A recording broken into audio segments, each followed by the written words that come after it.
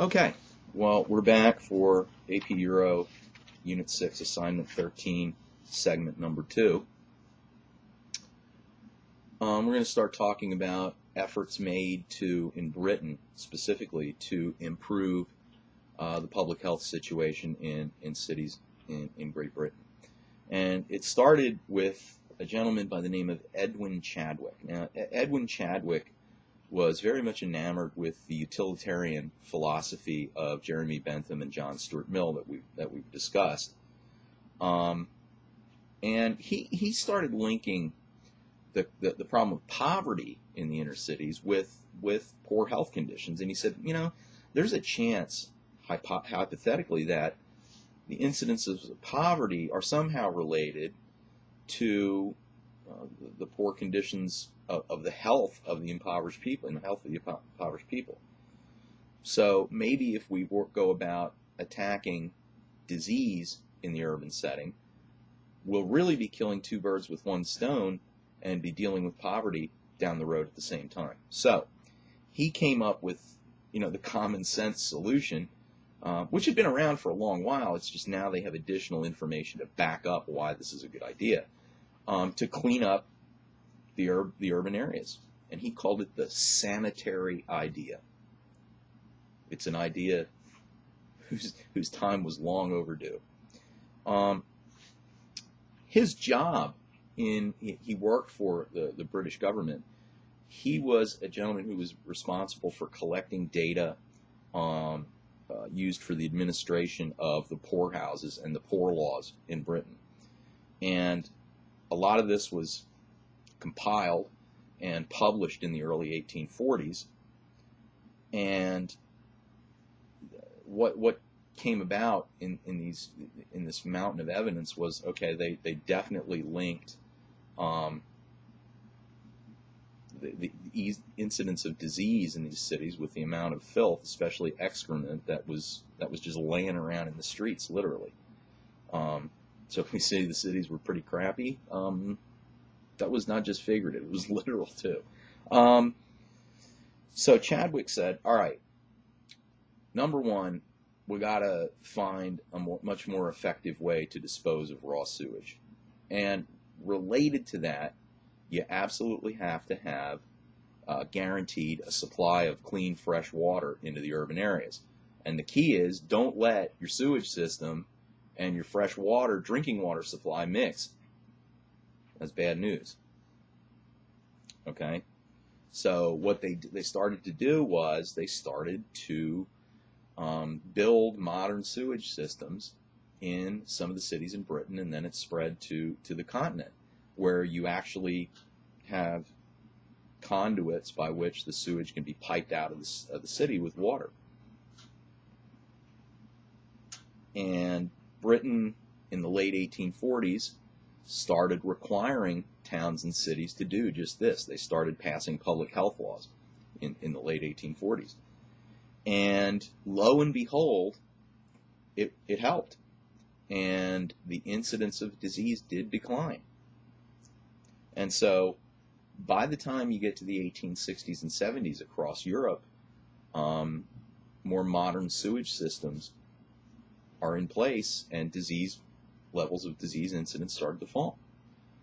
Some of those sewers are still in part used today. I know the Paris sewers are still, a lot of them were built or redone in the 1850s.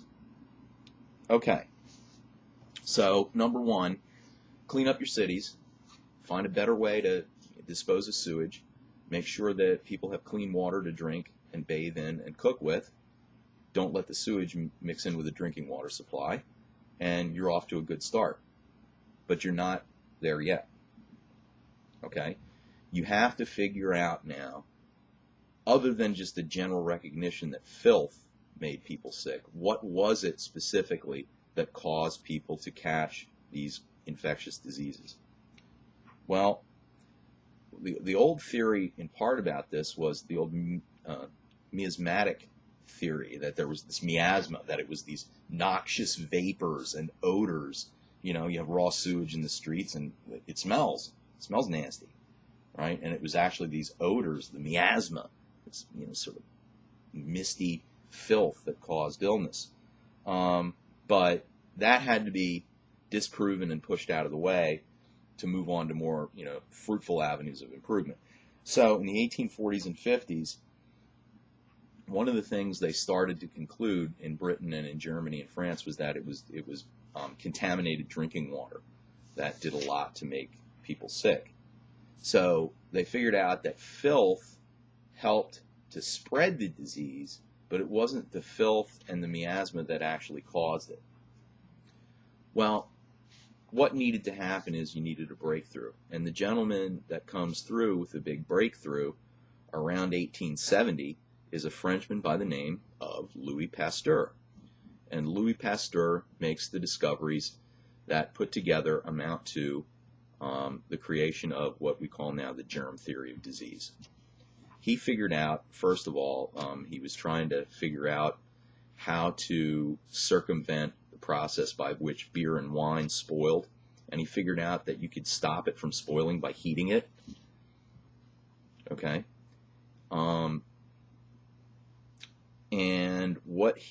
And then he started doing similar things for milk, pasteurization, right?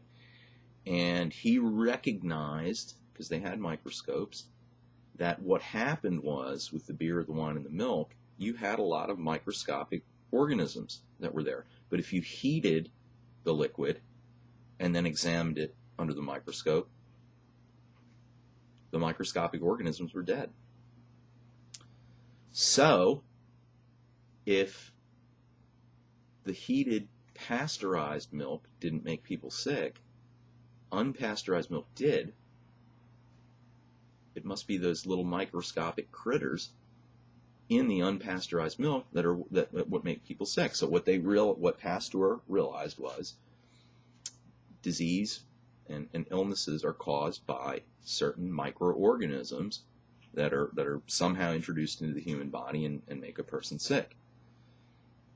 Okay, so by 1870, now they have the germ theory of disease, the connection between disease and its causal factor, microorganisms. Once they figured that out, it is just a matter of time before they start making substantial progress. Okay, the next guy to come into the game is a guy named Robert Koch, K-O-C-H, who's a German. He engaged in a decades-long process of working with microscope, examining bacteria, describing their life cycles, and what he started to do was identify what bacteria were what. And okay, you have the typhus, right?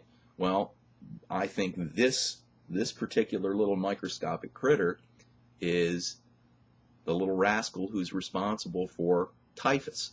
Here's the one that's responsible for dysentery or whatever, okay? And so by the 1890s, a lot of the bacteria that caused a lot of diseases had been identified. And this was done largely in Germany, in the university system, Germany having the best university system. Okay, well, now you figured out that bacteria are the problem, and now you started identifying the bacteria and figuring out which bacteria cause which problem.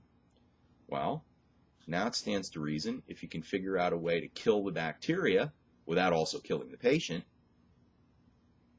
you can either cure somebody who is sick, or better yet, come up with ways to prevent them from getting sick in the first place.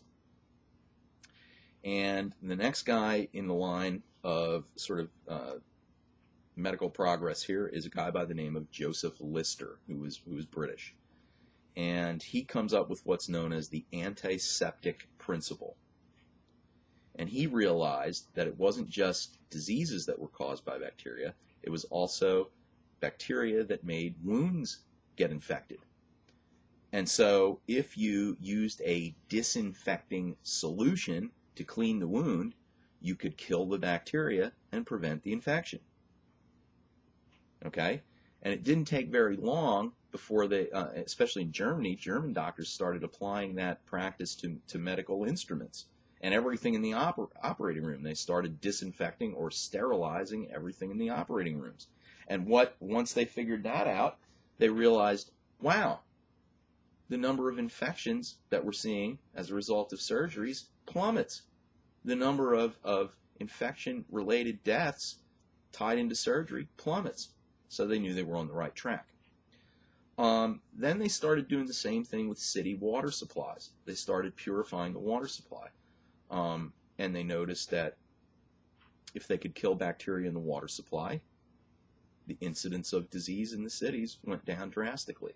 So what started happening is, by the 1890s, when you put together a culmination of this accumulation of all this knowledge, mortality rates start to go down in the cities. And by 1910, they're no different than what they were in rural areas. And the long-standing, haunting, terrible problem of infant mortality and of women dying in childbirth, dying because of situation related to childbirth, begins to go down, because they realized that women who died from childbirth complications often died from infection. So you can apply the antiseptic principle there and at least take a big step on the way to solving that problem. So, you know, by the end of the 19th century, big steps were being taken to ameliorate public health problems. You also had better urban planning and transportation systems coming in. We talked about zoning. Once you had electric streetcars and you could get people to and from their place of work over a long distance effectively each day, then you can start expanding the city outward and relieve some of the nasty overcrowding in working class neighborhoods. That's going to take time, but it's something that's going to produce effects, positive effects. Paris underwent a substantial reconstruction in the middle of the 19th century.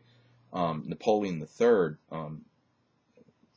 employed an urban planner, an engineer, civil engineer, and architect named George Haussmann, who basically oversaw the revamping of the city of Paris.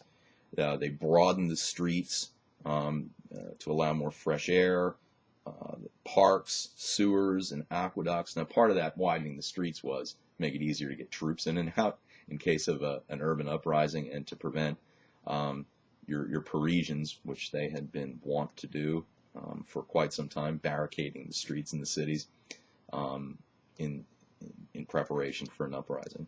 But all those things put together, by the end of the 19th century, start to have their effects, and conditions in cities in Europe begin to improve dramatically.